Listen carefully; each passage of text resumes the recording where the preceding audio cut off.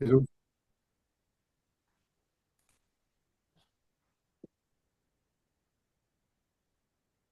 Bonjour à, bonjour à toutes et tous. Pardon pour les 4 ou 5 minutes de retard, il y avait des petites difficultés techniques. Merci infiniment à Hélène Kouanoué-Mouré pour sa présence aujourd'hui parmi nous pour ce webinaire organisé par la liste Engagée au Japon. Et nous avons en même temps sur l'écran deux membres de la liste, Florian Rivoal et Marie-France Ono, qui sont là en témoin et qui éventuellement pourront prendre la parole, mais simplement pour montrer que ce n'est pas une opération d'une personne ou de deux personnes, mais nous sommes ici en groupe. Euh, Hélène, d'abord, je voudrais te présenter. Tu es sénatrice des Français de l'étranger. Au Sénat, alors on dit sénatrice des Français établis hors de France. Au Sénat, tu as la vice-présidence de la Commission des Affaires étrangères, de la Défense et des Forces armées. Et tu es rapporteur du budget de l'équipement des forces armées. Tu es ancienne vice-présidente du Sénat et j'allais dire aussi et surtout, bon, bien sûr, le présent est plus important que le passé, mais quand même, tu es la ministre déléguée aux Affaires étrangères chargée des Français de l'étranger qui a créé le rôle de conseiller des Français de l'étranger, qui s'appelait au début conseiller consulaire. Donc, tu es, on dit quelquefois de façon un petit peu amusante, la maman de tous les conseillers des Français de l'étranger, d'une certaine manière.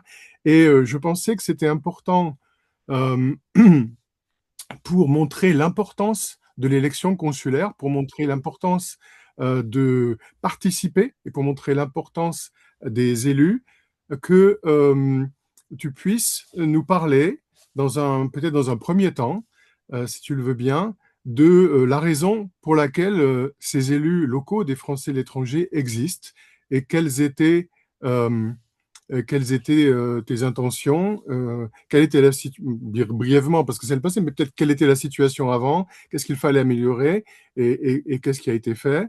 Donc, je pense que, comme annoncé dans le plan de ce webinaire, ça serait intéressant de consacrer la première partie à la représentation des Français de l'étranger. Et je voudrais d'abord te poser donc cette question. Quand tu te remets dans tes souvenirs de ministre, quelle était la situation et qu'est-ce que tu as voulu faire? D'abord, merci beaucoup à vous, à cette belle équipe que vous avez de candidates et de candidats, et bravo pour votre engagement. Je crois que aujourd'hui, nous avons besoin de ces liens humains. Alors, nous nous parlons par écran interposé, mais sincèrement, votre engagement sur le terrain est important, et je commence déjà à répondre à la question posée. J'ai été moi-même conseillère, mais on n'appelait pas les conseillers des Français de l'étranger, hein, puisque ceux-ci existent depuis finalement 1981, quand Claude Chesson a pensé qu'il était important de changer la représentation des Français à l'étranger, qui était représentée bien par les notables du coin, qui étaient nommés par les ambassadeurs, et c'était des gens voilà, qui étaient là à vie, mais qui aussi avaient la fonction de d'élire les sénateurs. Donc, jusqu'en 1980, il y avait très peu on va dire, de renouvellement, ni sur le terrain, ni au Sénat. Et cette première réforme, mais qui datait de 1981, a, eh bien, on va dire, rendu l'élection de ces conseillers un peu plus démocratique, puisqu'elle a été instaurée au suffrage universel direct. Mais elle datait quand même un peu. Et donc, en 2013, à mon arrivée, je me suis saisie de cette représentation en pensant que d'abord, il fallait une représentation un peu plus équilibrée au niveau mondial, parce que entre 1980 et 2013, eh bien, les communautés françaises n'étaient plus les mêmes, elles n'étaient plus installées au même endroit, et surtout, elles avaient un profil socio-économique qui était très différent des expatriés ou conseillers techniques étaient envoyés dans les différents ministères de différents pays, et notamment sur le continent africain, avec une population française qui, eh bien, au gré du temps, avec la facilité de la mobilité, notamment aérienne, eh bien, était représentés dans toute la gamme socio-économique que l'on trouve de fait en France et de tous les âges. Et donc en 2013, ce qui m'a animée, c'était à la fois bien d'avoir une représentation, on va dire, fidèle à ces communautés françaises, avec des femmes et des hommes qui en émanent et qui soient véritablement des élus de proximité et non plus les élus qui, au fil du temps, ont augmenté en nombre, puisque le nombre avant la réforme était de 155, mais qui étaient élus sur des circonscriptions gigantesques. Vous imaginez 155 personnes pour représenter les communautés installées dans le monde entier. Et donc des élus qui eh bien, ne connaissaient pas les communautés françaises, à l'exception de celles dont ils émanaient de leur pays de résidence. Et donc, il fallait des élus locaux. Et pour qu'il y ait des élus locaux, il fallait qu'il y ait une administration.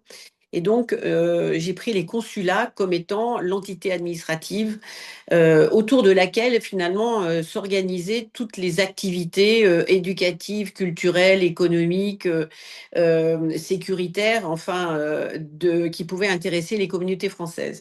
Et donc, nous sommes inspirés tout simplement de ce qui se fait en France, où la loi est très bien définie par rapport au nombre d'inscrits, pour le nombre d'élus dont on a besoin, et puis donc de circonscriptions qui étaient des circonscriptions consulaires.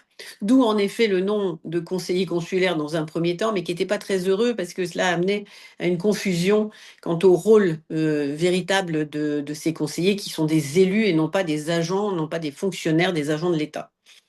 Et donc, nous avons passé cette loi alors, contre l'opposition de l'époque, puisque c'était un gouvernement de gauche. Enfin, je note quand même que c'était François Mitterrand en 81 et François Hollande en 2013 pour qu'il y ait une modernisation et un renouvellement quand même de la représentation des Français de l'étranger. Et donc j'ai porté cette loi contre l'avis de la droite à l'époque et une administration assez rétive, je dois dire, à l'idée d'avoir des élus partout, très proches d'eux et qui soient liés à l'administration. Mais cela me semblait essentiel parce que nous avons une administration qui eh bien, suit les règles qui lui sont imposées, qui au fil du temps et des restrictions budgétaires et des économies qui sont demandées au ministère eh bien, sont de moins en moins nombreux. Et donc d'avoir des passerelles entre les Françaises et les Français installés dans un pays et l'administration française, mais également l'administration locale parce que dans beaucoup de pays, eh bien, il y a aussi les sujets locaux et j'en ai traité un certain nombre chez vous, notamment le sort des enfants franco-japonais, puisque je suis venue plusieurs fois, où vous aviez organisé des séminaires de rencontres et d'informations Exactement. pour les familles, enfin les parents divorcés et comment la législation japonaise s'appliquait et ce que nous pouvions, nous, eh bien, essayer de faire au niveau français. Mais ce que je veux dire, c'est qu'il y a des sujets locaux qui vous impactent directement sur votre vie quotidienne. Et puis, bien évidemment, le fait d'être français, le fait de pouvoir voter, le fait d'avoir des élus, et donc un devoir de citoyen qui permet, en effet, et là, nous pouvons en être très fiers, d'avoir cette représentation locale. Donc, nous avons maintenant, hein, j'ai encore 443 beaux bébés qui sont nés en 2014. Il y a eu un renouvellement en 2020 et un nouveau renouvellement en 2026. Et donc, nous avons, avec ce troisième renouvellement, finalement la preuve que cette euh, réforme, qui était fondamentale hein, pour nous, qui était décriée par certains, qui ont essayé de changer un certain nombre de choses et puis se sont rendus compte que finalement, sur le fond, eh bien, les fondamentaux étaient bons.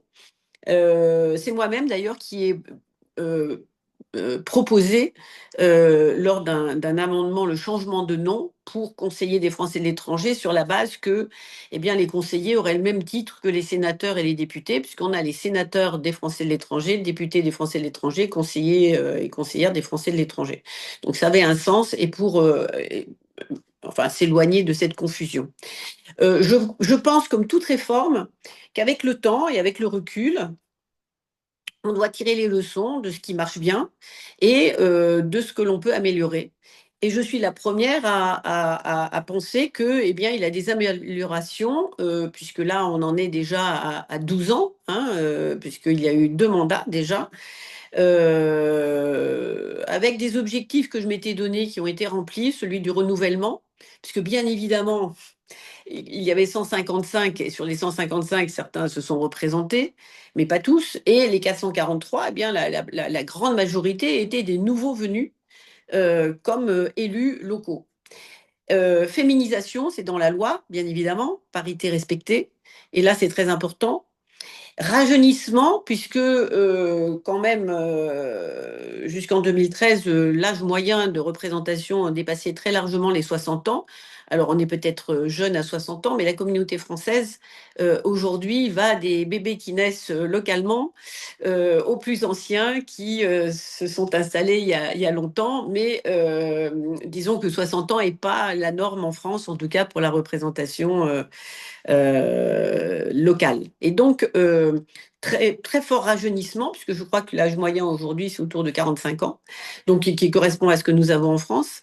Et puis, un élément qui reste encore à travailler très fortement et pour lequel j'ai pas encore vraiment de réponse, c'est la participation des binationaux. Parce que je pense que, d'abord, parce que les binationaux représentent une proportion assez importante de nos communautés françaises et que cette binationalité est une chance extraordinaire avec des familles qui font des gros sacrifices pour envoyer leurs enfants dans les écoles françaises. Nous avons une présence d'alliances françaises, d'instituts. Enfin, la France fait vraiment de gros efforts pour cette transmission de la langue, transmission des valeurs humanistes aussi et des lumières. Et donc, aujourd'hui, enfin, en tout cas, lors du premier renouvellement, c'était un de mes 3 objectifs, n'avait pas été rempli. Et aujourd'hui encore, je crois que nous avons besoin d'essayer de mobiliser ces binationaux pour leur dire qu'ils peuvent s'engager localement pour l'autre partie de ce qui est leur identité, de ce qu'ils sont, et de ce lien avec leur autre pays. Parce que la France, c'est leur autre pays.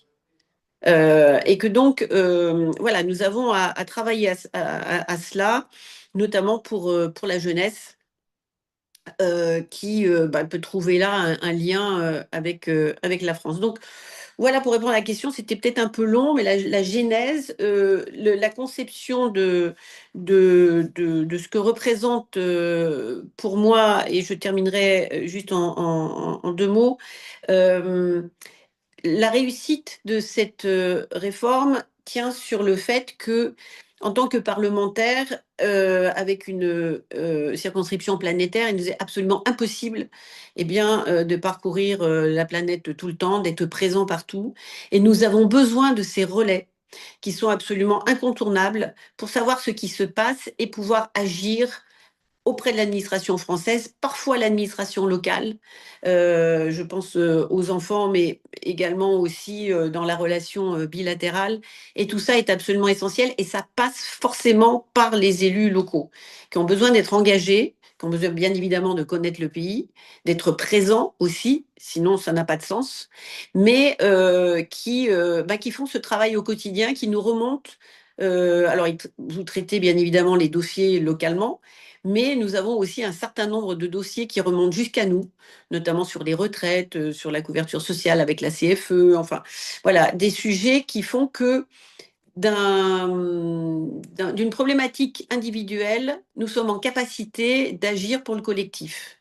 Et ça, c'est important, et ça vient de l'élu local toujours, qui pour moi est le maillon absolument essentiel sur lequel mon travail parlementaire notamment repose.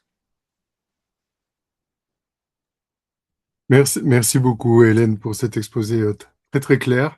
Je pense que s'il y a parmi les personnes qui nous écoutent des personnes qui ne connaissaient pas encore bien le contexte et l'historique, tu as bien pu montrer en quoi c'est un développement progressif. D'abord, c'est un progrès, hein. Bon, c'est pas pour rien que c'est en 1980 et en 2012, 2013 que ça se passe. Et puis, c'est quelque chose qui est progressif, qui s'améliore au fur et à mesure. Et, euh, et puis, qui a un sens, puisque pour bien représenter euh, les gens qui sont dans le monde entier, il faut des étages, il faut un réseau. Ce ne sont pas 12, comme tu viens très bien de le dire, les parlementaires ne peuvent. Donc, peuvent. Moi, je suis très reconnaissant pour ce que tu as fait pour, en particulier, les cas d'enfants franco-japonais privés d'accès à leurs parents, pour, euh, pour mettre la pression, pour venir avec nous, soutenir les actions qu'on faisait, pour mettre un peu la pression sur les autorités, y compris japonaises. Je sais quand tu as eu l'occasion de rencontrer euh, des diplomates à Paris avant ton voyage, par exemple, ton dernier voyage au Japon. Et puis, pour ta réactivité, pour les différents, comme tu viens de l'expliquer, quand il y a un point qu'on ne peut pas régler au niveau de l'ambassade, au niveau local, au niveau d'un conseiller des Français de l'étranger, euh, un- une sénatrice comme toi nous sert, est extrêmement réactive et extrêmement précieux pour avoir un échelon au-dessus qui permet de régler des cas. Quelquefois même, on ne peut pas en parler toujours parce que ce sont quelquefois des cas très individuels, mais qui ne peuvent se régler que par cette façon-là. J'avais juste deux petites questions au fil de ce que tu viens de dire. Je pense que le mot parité est venu. Et comme toujours dans cette question de... Nous sommes au niveau, je ne sais pas si c'est le niveau 1 ou le niveau 2 de la parité, mais on en est encore au stade des listes qu'on appelait les listes Shabada-Bada, c'est-à-dire l'obligation d'avoir un homme et une femme alternés. Comme on le sait, ça ne crée pas la parité, puisque, bon, je suis un mauvais exemple, par exemple, la majorité des têtes de liste sont des hommes. Donc, est-ce qu'on pourrait envisager, je ne sais pas si on peut l'envisager parce que il n'y a peut-être pas assez, il y a pas assez de monde, mais peut-être si on cherche une solution, on trouvera. La vraie parité, elle a été créée à l'époque de François Hollande dans les élections départementales par l'élection de binômes hommes-femmes au lieu de personnes uniques. Et là, ça crée des assemblées parfaitement égalitaires. Est-ce que ce n'est pas la seule solution viable pour une vraie égalité? Et est-ce qu'on pourrait l'imaginer pour les conseillers des Français de l'étranger? Alors, ça ne marchera pas parce que vous avez un scrutin de liste et un nombre déterminé de postes qui sont Oui, en nombre proportionnel au nombre d'inscrits sur la liste électorale. Et donc, malheureusement, cela doublerait et on enfreint la loi et donc ce n'est pas possible. Mais bah, pour y arriver, il faudrait que les femmes soient tête de liste ou en position éligible. mm, Voilà, et là c'est automatique. Mais ce qui a été, enfin, ce que tu proposes n'est juste pas possible. Par contre, c'est vrai que l'exemplarité est importante et en effet, c'est sous François Hollande que pour la première fois, on avait un gouvernement parfaitement paritaire qui a duré les 5 ans. Alain Juppé l'avait tenté. Et puis, si vous vous souvenez, à l'époque, c'était pas très heureux. D'ailleurs, on avait appelé les ministres qui avaient été nommés pour quelques semaines les Juppettes. Bon, voilà, donc on les renvoyait à leur féminité, hein, voilà, c'est tout. Mais là, ça a été, et il y a eu un vrai changement. Et moi, puisque j'étais ministre délégué aux Affaires étrangères, nous avions réalisé qu'il y avait à ce moment-là 7% de femmes ambassadeurs, par exemple. Et nous avons une vraie mm. politique de diplomatie féministe, qui est toujours en cours d'ailleurs, hein, et qui a porté ses fruits, puisque nous sommes maintenant à 30% de femmes ambassadeurs. Donc vous voyez, il a fallu quand même ce temps-là, une dizaine d'années, pour eh bien, tripler. Alors ça aussi c'est progressif, mais bon, on ne peut pas faire ce genre de changement. On ne va pas d'un seul coup inventer des diplomates femmes bah, qui n'existent pas et qui soient en poste d'ambassadeur. Donc voilà. Mais bon, non, c'est bien d'avoir des femmes. Déjà en numéro 2, on se dit elles ont une chance pour certaines hein, d'être élues quand la liste obtient deux postes. Mais la parité quand même a assez bien marché. Nous avons beaucoup enfin, pas mal de listes où les femmes sont tête de liste et ça demande un engagement de celles-ci que j'encourage aussi, et notamment chez les jeunes, et j'en reviens à mes binationaux. C'est vraiment quelque chose sur lequel nous devons travailler.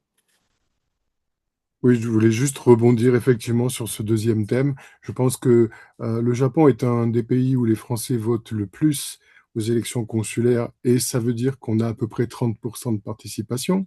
Donc, c'est quand même triste que ce soit à ces niveaux-là. Et, euh, et 30%, ça veut dire que les 70% ont quand même fait l'effort d'être inscrits au registre et inscrits à la liste électorale. Donc il y a un énorme potentiel de personnes dont on peut penser, au Japon comme ailleurs, hein, la part des binationaux par rapport à la population alors, elle est minoritaire, mais je pense on pense tous qu'elle est majoritaire parmi les jeunes, et donc elle est amenée à être de plus en plus importante. Et parmi ces jeunes, malheureusement, comme les écoles françaises et les associations Flammes qui font de leur mieux, qui font du bon travail, n'arrivent pas encore à apporter la langue française à tous les enfants français du pays. On a une proportion de gens qui ne savent pas trop ce qui se passe parce qu'ils n'ont pas accès à la langue française. Donc, enfin, on se demandait si, de la même manière qu'une toute petite partie des explications sur les bourses scolaires sont désormais euh, euh, affiché en langue japonaise sur le site de l'ambassade de France. Euh, Est-ce que afficher les informations sur les élections des Français de l'étranger sur les sites officiels en japonais, je pense que ça serait contraire à la loi, peut-être, parce que la langue du pays, c'est la langue française, mais ça serait peut-être une manière d'atteindre ces... euh, est-ce que ça serait contraire à la loi? En fait, c'est Oui, une alors, question. par contre, vous pouvez, dans votre communication, vous pouvez très bien vous adresser dans la langue que vous pensez accessible à à ceux à qui vous adressez les messages. Et ça, c'est pas contraire à la loi de s'exprimer dans la langue locale. Donc, dans vos communications, c'est tout à fait possible. Et puis, d'avoir des retours, peut-être. euh, Justement, sur les binationaux, c'est un travail que l'on doit faire et qui est important. Et la journée de défense et citoyenneté, pour moi, a été un élément révélateur en Irlande quand j'étais élue locale. Je l'avais organisé, ça n'avait jamais été fait puisque les postes refusaient de le faire, et ils refusent d'ailleurs encore beaucoup malheureusement, d'organiser ce rassemblement de nos jeunes. Et nous avions réalisé combien eh bien, était s'ils comprenaient un peu le français, parce qu'un des parents le parlait quand même un peu à la maison, certains avaient vraiment des rudiments. Enfin, voilà, et ceux qui habitaient très très loin et qui n'avaient pas accès à la langue française sous forme d'école ou de flamme d'alliance française avaient des graves difficultés. Et pourtant, ils avaient un passeport français et ils étaient français. Et donc, c'est vrai qu'on avait décidé, eh bien, pendant la journée, de faire une sorte de un bilingue pour que tout le monde se sente inclus. Et ça, c'est un sujet. C'est un sujet. Je crois qu'il faut pas être obtus sur le. Autant je défends la francophonie et voilà, c'est pas le sujet, mais il faut pas être obtus. Je me souviens des débats sur France 24 quand il avait été décidé d'introduire le France 24 en anglais. Et il y avait une grosse opposition en disant mais comment on ne peut pas présenter les nouvelles françaises dans une langue autre que le français. Oui, sauf que si on veut que les interlocuteurs comprennent ce que les Français pensent et ce qu'ils disent, ben, il vaut mieux s'exprimer dans leur langue ou une langue qui est accessible. Et moi, je me souviens à l'époque, c'était Contre vent et marée, où j'avais défendu justement l'introduction du France 24 anglais. Parce que je pense que bah, une grande partie de la planète aujourd'hui ne parle pas français, mais elle parle anglais. Et si on veut faire passer nos messages, notre vision du monde, notre interprétation de ce qui se passe, eh ben, voilà, il faut aussi sortir parfois de sa langue. Voilà. Et puis bon, je crois qu'on est peut-être un peu plus ouvert quand on est binationaux, parce que de fait, on est tous bilingues ou trilingues ou plus. Et donc, ça peut-être permet cette ouverture d'esprit que d'autres n'ont pas. Merci, merci beaucoup. Oui, je pense que le rétablissement de la JDC en particulier, qui est sur les rails déjà, sera une occasion, mais une occasion un peu tardive puisque les enfants auront 18 ans, euh, autour de 18 ans, mais ça sera quand même une occasion peut-être de pouvoir faire venir les binationaux qui ne sont pas dans les circuits habituels de la communauté, j'allais dire intégrée ou proche de la France, de les faire se rapprocher. Il y a- Et impliquer les élus locaux. pour qu'il Oui, fasse la démonstration de cette implication citoyenne au niveau local aussi. tout à fait. Il y a une question du public que je voudrais relayer. C'est une question technique qui nous est souvent posée, qui est souvent posée à nos parlementaires quand ils passent ici. Euh, Comme tu le sais, le lycée français de Tokyo, dont tu as inauguré le campus actuel en octobre 2012, est le seul maintenant du monde à avoir. C'est un lycée qui fait partie des lycées conventionnés, mais qui en même temps a à la tête de son conseil d'administration la directrice générale ou le directeur général, selon les cas, de la EFE. Donc, ce qui lui donne un statut un petit peu particulier quand on est proche, quand ça ressemble un petit peu quand même à de la gestion directe, parce qu'on voit ça rend le lycée quand même dépendant d'un système de supérieur hiérarchique et de décisions qui sont souvent pas prises localement ou prises localement mais ensuite validées. Et au niveau simplement du droit des contrats, de la question juridique, quand le lycée signe une convention avec la EFE, en fait, c'est la EFE qui signe une convention avec elle-même. Et est-ce qu'il n'y a pas d'une certaine manière, alors la personne écrit un conflit d'intérêts, être en même temps juge et partie? Et la question, c'est quelle est votre opinion sur cette situation et quel serait le conseil que vous donneriez au prochain directeur ou à la prochaine directrice de l'AEFE? Faut-il maintenir ou supprimer cette situation qui, qui est indiquée comme un conflit d'intérêts? Donc c'est très précis sur la gouvernance du lycée français de Tokyo. Bon, écoutez, il n'y a pas de conflit d'intérêt, parce qu'un conflit d'intérêt, c'est une personne qui a un intérêt à être directeur du lycée de Tokyo et de faire autre chose. Là, je ne vois pas ce que ça apporte à la personne, si ce n'est peut-être un peu plus de travail. Mais c'est vrai que c'est une situation qui est tout à fait particulière. Alors, moi, je sais que au-delà de la réforme que j'ai menée en 2013, j'avais aussi organisé les assises, et ce sont les seules d'ailleurs qui ont eu lieu, pour l'enseignement français à l'étranger. Et ces assises, ce que je voulais faire, c'était déterminer d'abord, le CNED, à ce moment-là, était sous forme de papier, enfin, voilà.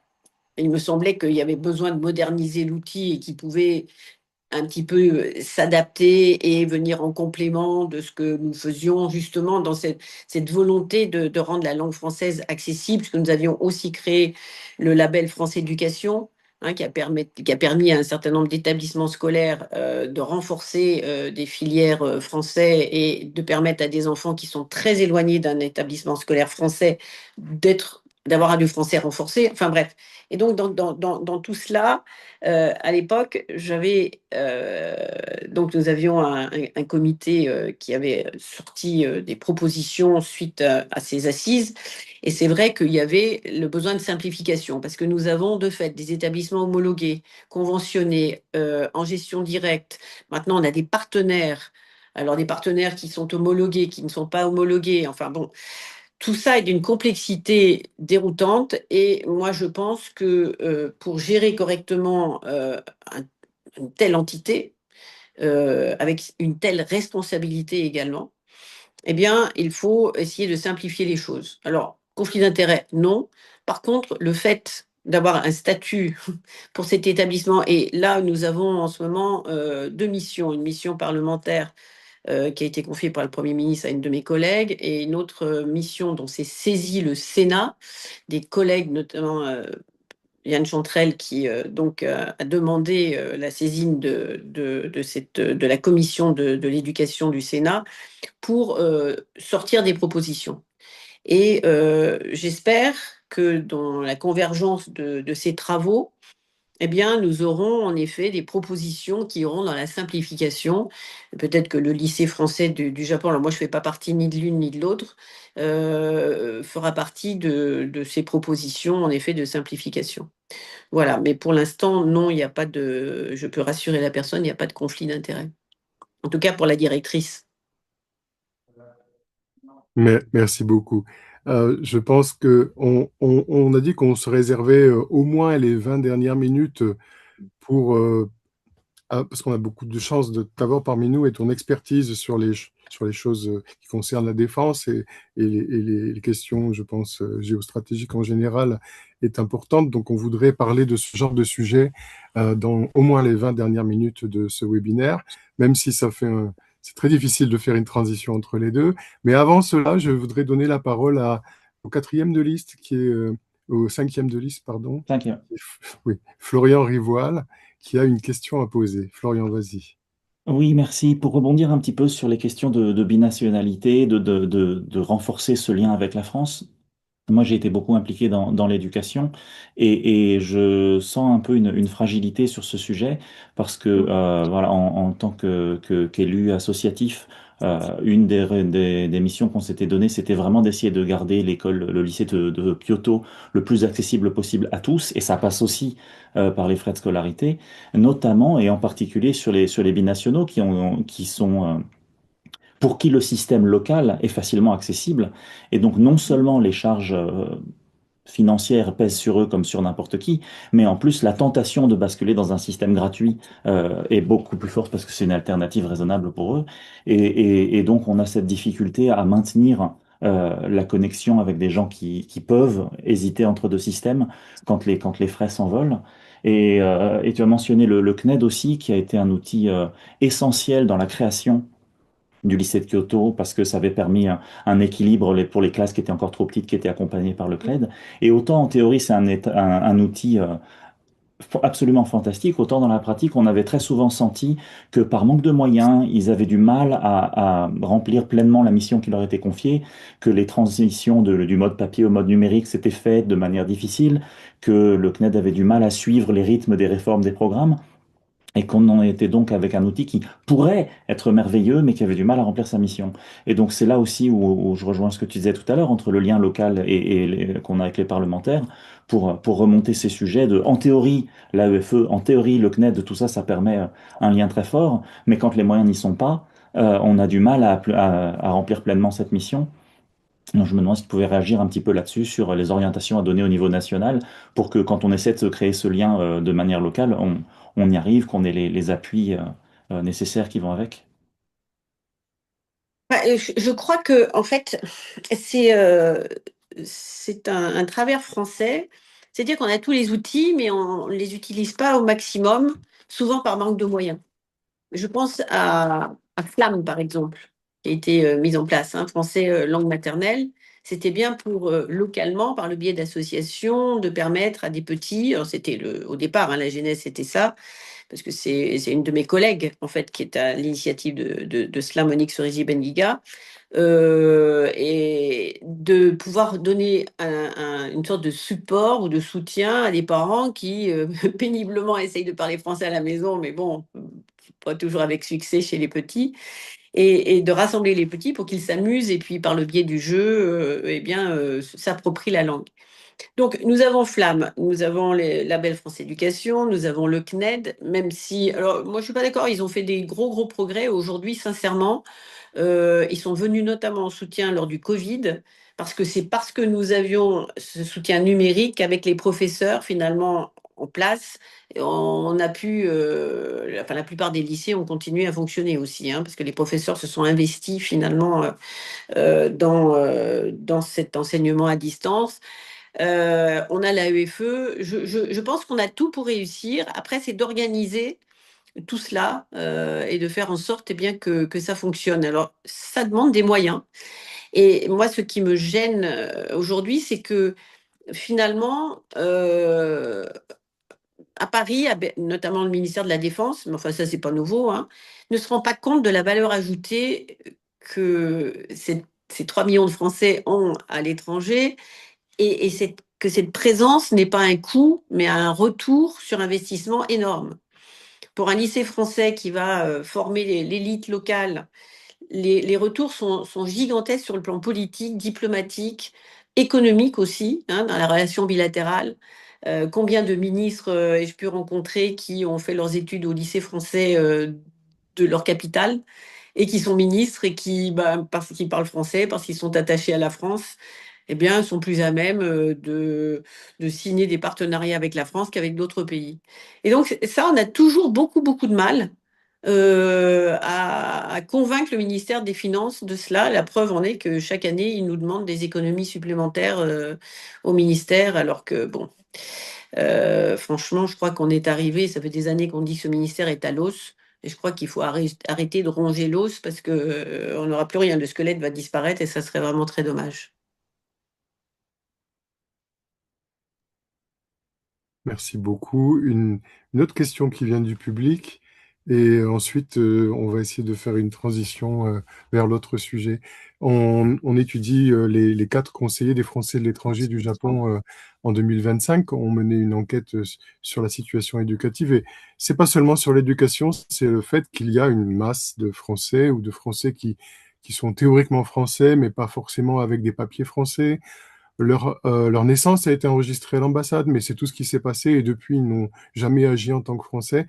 Donc cette masse est un petit peu difficile à percevoir, difficile à mesurer.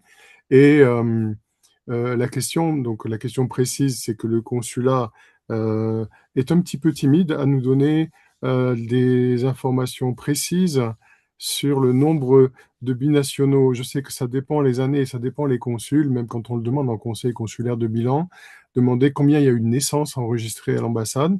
Quelquefois, le chiffre est donné, quelquefois on nous dit c'est quelque chose qu'on doit garder pour nous. Et parmi les enfants qui naissent et et qui ont une autre nationalité, on nous donne des chiffres, on a déjà donné des chiffres en fait, hein. Mais ces chiffres sont très difficiles à vérifier. Je sais que, euh, comment dire, euh, plus que intuitivement, mais par connaissance du terrain, plus de la moitié des enfants qui naissent dans ce pays sont binationaux et japonais, donc. Mais les personnes qui déclarent les naissances ne sont pas forcées de déclarer le fait qu'il y a une double nationalité. Donc en fait, il y a à la fois une timidité pour divulguer les chiffres et à la fois un manque de moyens. Et je ne sais pas s'il y a une idée, est-ce qu'il y a une je n'ai pas d'idée. Est-ce que tu aurais éventuellement une idée? Est-ce on va forcer les gens à déclarer que leur enfant a une autre nationalité au moment de la naissance, par exemple? C'est très compliqué, Non. les statistiques. Ouais, non, non, non, non, non, comme on n'est pas obligé de s'inscrire non plus au Ouais, consulat, hein, ouais. c'est bénévole, hein, enfin c'est de la personne. Donc non, moi ce à quoi je réfléchis depuis longtemps, c'est d'essayer de construire des incentives pour que les gens aient envie ou se disent, ben voilà, finalement je vais avoir tel avantage ou et même si les démarches ont été considérablement simplifiées. Au-delà de les, voilà, des invités à le faire le plus simplement possible, les inviter à le faire pour une raison qui leur sera propre et qui sera importante pour eux. Mais ça, c'est pas facile à trouver. Voilà.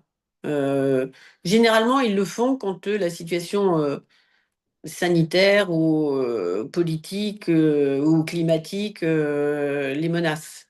Et là, ils ont tendance, les Français, c'est instinctif, à se rabattre sur le consulat. Et quand un pays est en crise, souvent, on voit une augmentation énorme du nombre d'inscrits au consulat dont le consulat ignorait l'existence jusqu'alors. Mais c'est parce que d'un seul coup, ils se disent, ah bah si je suis rattaché au consulat parce qu'ils savent que la France n'oublie pas ses compatriotes, hein, elle l'a démontré à chaque fois. Bah, au Japon, vous en avez eu Ah l'exemple oui. aussi. Et oui, oui, oui, il y a quand même quelques années, avec des avions, c'était le seul pays qui avait fait cela. Et tous les autres pays voulaient monter d'ailleurs dans nos avions parce qu'ils ne le font pas. Mais la France a fait cela. Donc c'est vrai que les Français, instinctivement, se rabattent sur le consulat. Donc, c'est une parfaite transition pour le thème suivant, et je t'en remercie. Est-ce que la situation mondiale, la déstabilisation, les guerres, euh, commencent à avoir des effets partout, malheureusement? Au Japon, on a un gouvernement qui nous laisse un petit peu en suspens, puisque le Japon avait les plus grandes réserves de sécurité de pétrole du monde, je crois, avec plus de 280 jours. Donc, les effets sont actuellement encore atténués, mais il y a des titres dans les journaux. Par exemple, il y a certains produits chimiques dérivés du pétrole, comme le naphta, qui sont dont il commence à y avoir une pénurie. Donc, on nous annonce que une des marques les plus populaires de chips japonaises va bientôt être vendue dans des sachets noirs et blancs au lieu de sachets couleur, parce qu'il manque de solvants, il manque des produits. Donc, on voit arriver petit à petit les effets ça c'est la guerre en Iran, mais on voit arriver petit à petit des effets, mais on est un petit peu encore comme si on était en état de, comment dit-on, le contraire de la gravité, en apesanteur. Enfin, ça vient petit à petit, mais je pense que, comme tu le dis, euh, dans les moments de crise, on se tourne tout de suite vers notre pays. Et la question simplement, c'est la première question, c'est en tant que sénatrice des Français établis hors de France, est-ce que tu vois déjà des secteurs, des régions où les populations françaises, évidemment il y en a, hein, mais je voudrais ton point de vue, sont affectées par les bouleversements, par les changements brutaux qui se passent dans le monde. Déjà ça, puis ensuite, comment tu vois la suite et d'un point de vue peut-être d'experte de la défense aussi. Alors, tout le monde est affecté, hein. Je crois que personne n'est épargné par à la fois l'inflation, et puis, en effet, les États, suivant leurs réserves, ont pu répondre, mais enfin, quand même, le prix du pétrole augmente. Alors, comme dans toute crise, il faut y voir un côté positif et de se dire que, bon, ça fait des années qu'on se dit que les énergies fossiles doivent être remplacées ou qu'il faut travailler aux renouvelables et au durable. Et donc, c'est peut-être l'occasion, enfin, eh bien, de s'y mettre, hein. Déjà, pendant la crise du Covid, nous avons adopté d'autres, on va dire, façons de vivre forcées, plus écologiques. C'est peut-être le moment aussi, bon, en France, on nous dit que la circulation a diminué. Tant mieux, c'est moins de pollution, c'est moins de plein de choses. Les gens prennent plus le train, tant mieux. Les transports collectifs, le covoiturage, les vélos. À Paris, il y a beaucoup plus de vélos aujourd'hui. Alors c'est vrai que la ville a été conçue justement pour faciliter cela, mais quand même. Donc moi, je dirais que oui, nous sommes tous affectés. Euh, une guerre, quand elle débute, on ne sait jamais quand elle s'arrête. On nous annonce toujours qu'elle va être courte et elle dure, hein. La Première Guerre mondiale en France, eh bien, on leur disait que quelques mois plus tard, ils seraient chez eux.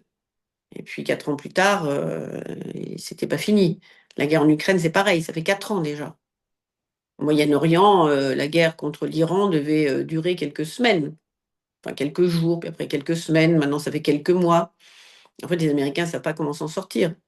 Et donc, voilà, on a ce sujet-là, et c'est pour ça que c'est pour ça que je m'intéresse aux questions de défense, parce que je crois fondamentalement à la paix. C'est pour ça que je suis européenne dans l'âme, parce que le projet européen, c'est le seul projet que des êtres humains ont mis en place de grandir un territoire sans avoir à empiéter ou faire la guerre aux autres pour pouvoir se l'approprier.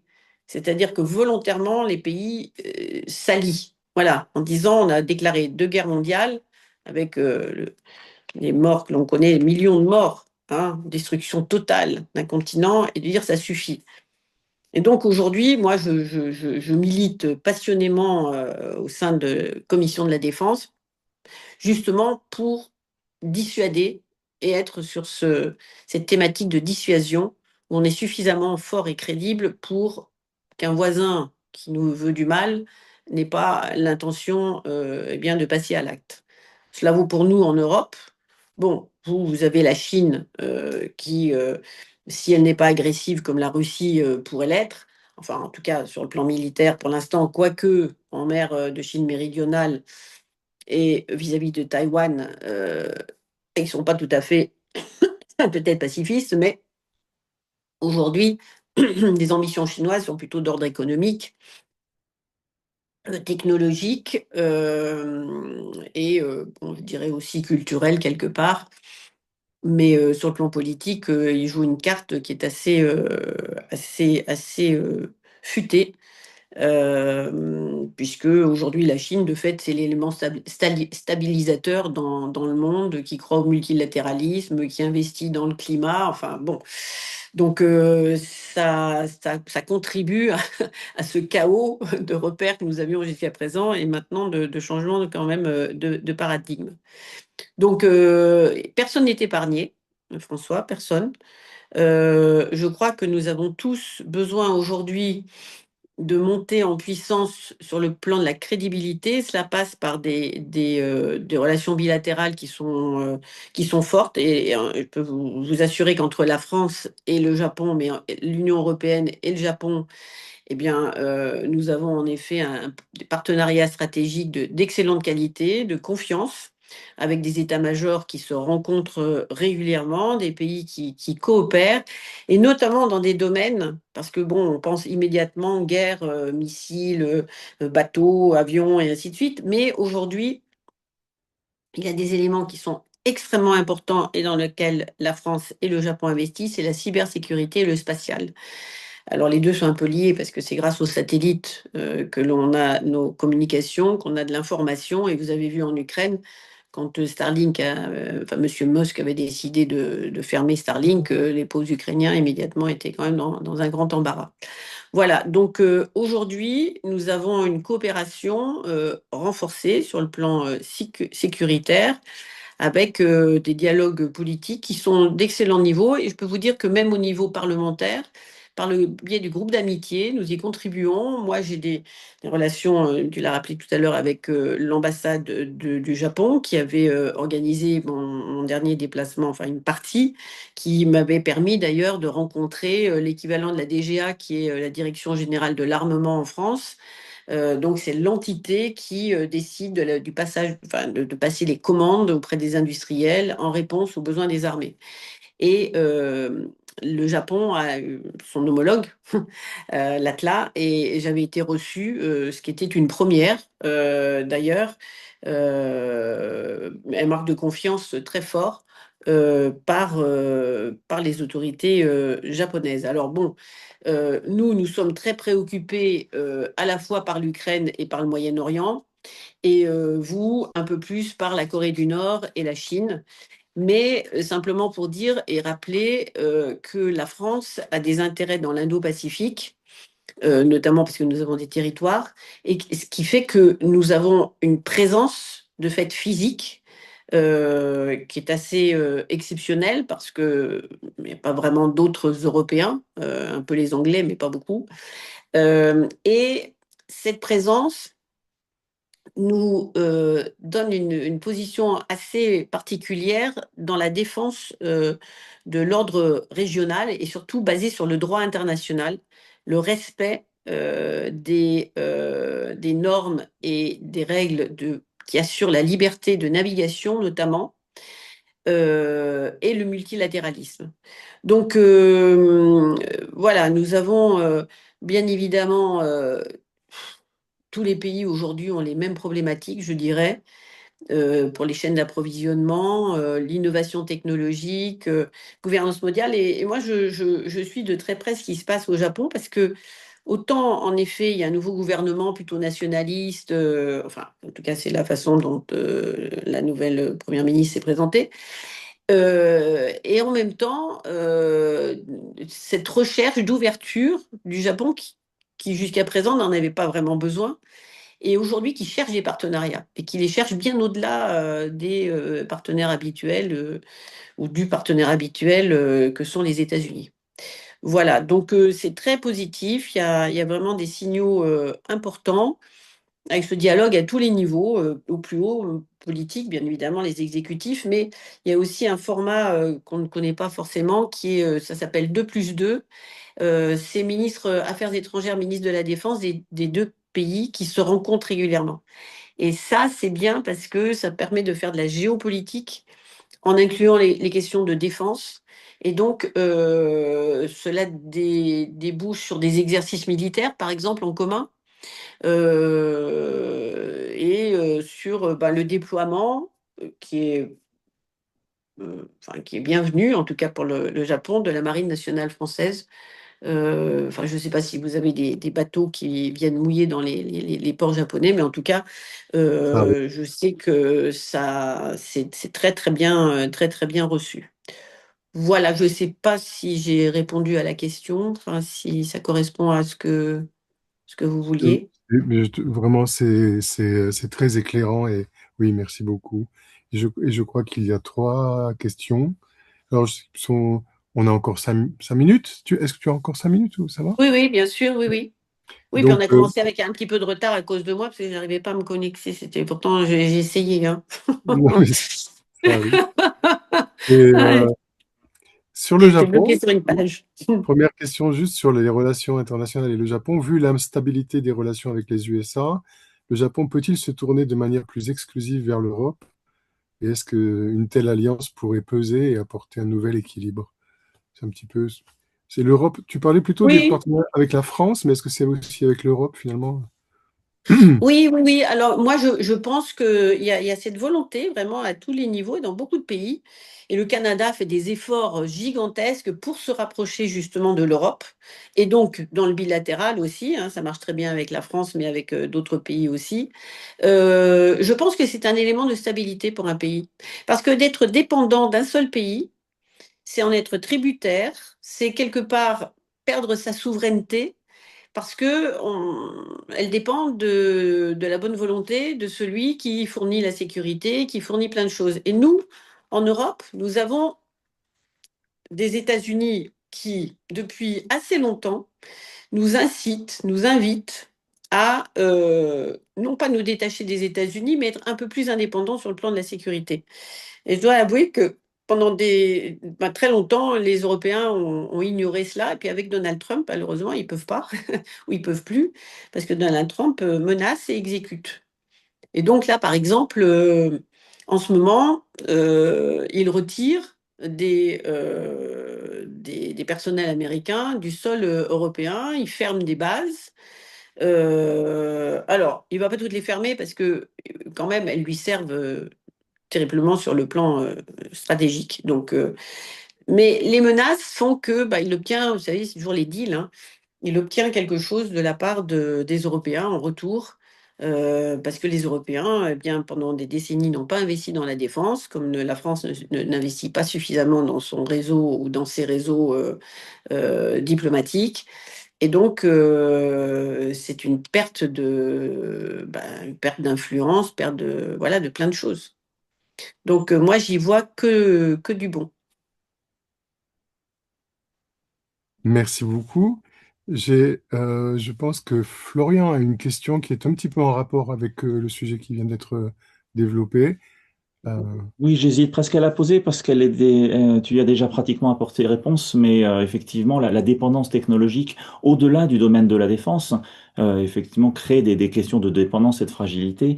Euh, Avec les développements de satellitaires et tous les outils qu'on cherche à mettre en place, j'étais surpris, il n'y a pas si longtemps, dans un avion Air France, qu'on nous annonce qu'on avait Internet grâce au satellite d'Elon Musk. Je trouvais l'occasion dommage de dire, voilà, il faudrait, mais c'est un exemple parmi tant d'autres.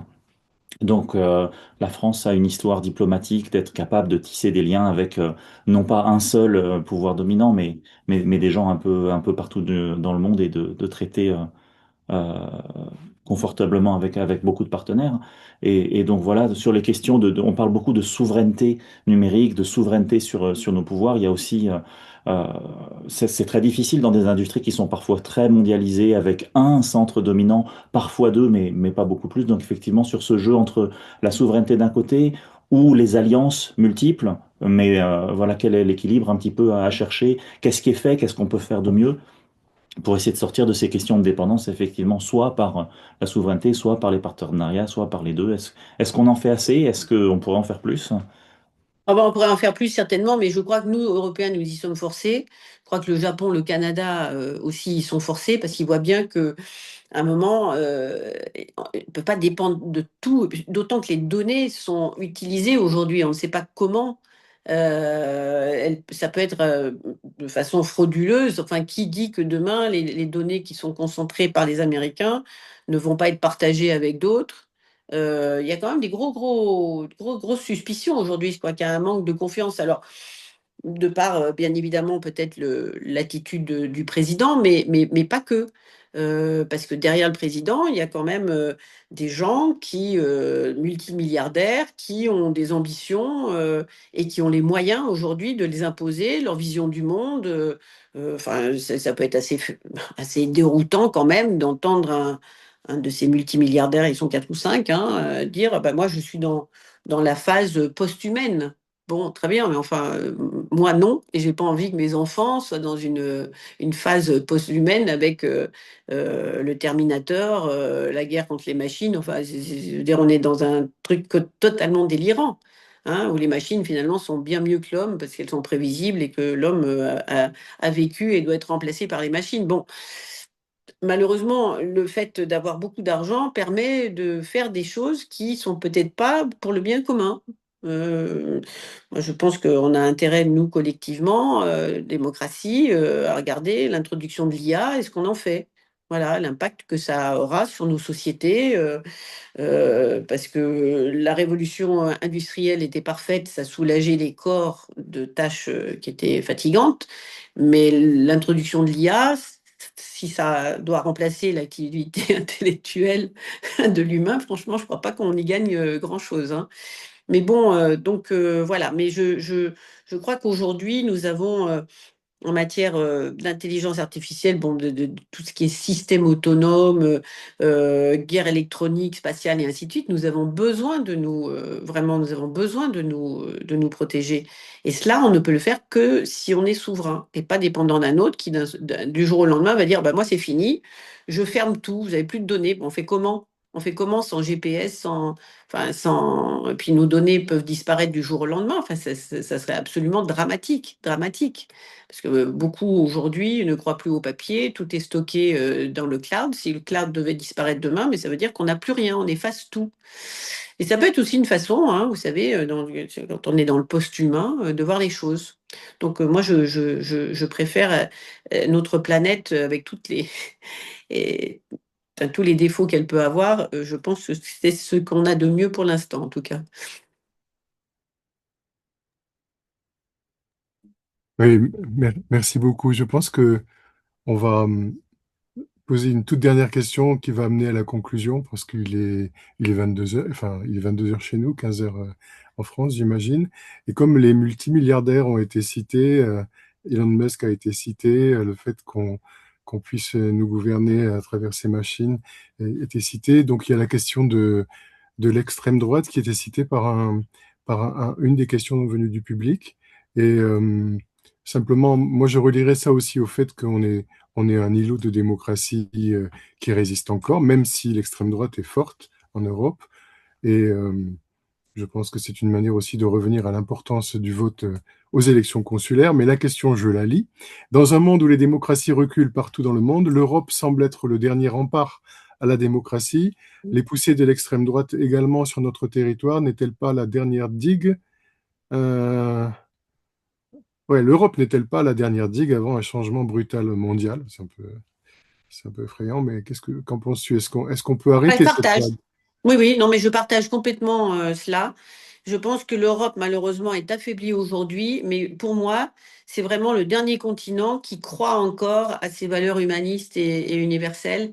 Et on nous donne l'impression d'être vieux jeu, d'être passé, d'être obsolète. Mais sincèrement, je pense que nous ne sommes pas obsolètes en mettant l'humain d'abord, en voulant préserver ce qu'il y a de beau et de bon pour les générations qui nous suivent, dans un devoir quelque part de transmission, de conservation aussi. C'est pas juste conservation de l'espèce, hein, mais de conservation de cette histoire qui, vous savez, on est dans. Enfin, moi, dès l'élection de Donald Trump, je pensais qu'on était on rentrait dans un moment orwellien, hein. Je le disais tout autour de moi, et après j'ai vu en fait ce terme surgir parce que les uns et les autres ont connecté en se disant bah oui, on refait l'histoire, la réalité est celle qu'on appréhende et non pas la réalité qui est vécue par les autres. Enfin, vous voyez, on est dans un moment quand même assez particulier. Je pense que qu'on a vraiment besoin de cet ancrage solide. Donc voilà, et donc pour terminer, je dirais que l'ancrage solide, c'est aussi vous qui vous engagez, c'est un engagement au niveau associatif, au niveau politique, de créer ces liens, ces connexions, parce que c'est un engagement qui est essentiellement humain, qui est intime à la personne qui s'engage pour les autres. Parce que c'est quand même beaucoup plus facile d'être chez soi tranquille à regarder la télé ou à lire un livre que d'être devant son ordinateur à traiter des dossiers de retraite ou de problèmes que les familles peuvent avoir. Mais si on le fait, c'est parce qu'on se dit qu'on contribue au bien-être du monde, à cette avancée et au positif. Et donc, c'est un très bel engagement et je vous félicite de l'avoir choisi, en tout cas en vous présentant à cette élection consulaire. Merci beaucoup, Hélène, pour cet échange. D'abord, merci beaucoup d'avoir fait exister les élections consulaires et les conseillers. Merci beaucoup pour cet échange d'une très grande qualité. C'était vraiment passionnant. Merci aussi aux personnes du public d'être venues, d'avoir écouté. Et donc, nous te souhaitons une bonne... ici, c'est presque... C'est 22 heures, donc c'est la fin de la journée. Nous te disons un très, très, très grand merci au nom de toute l'équipe de la liste engagée au Japon. Et, euh, et donc, une bonne journée et on te donnera de nos nouvelles par la suite. Merci beaucoup, Hélène. Merci. Et merci pour l'invitation et plein de bonnes choses. Merci. Au revoir. Au revoir.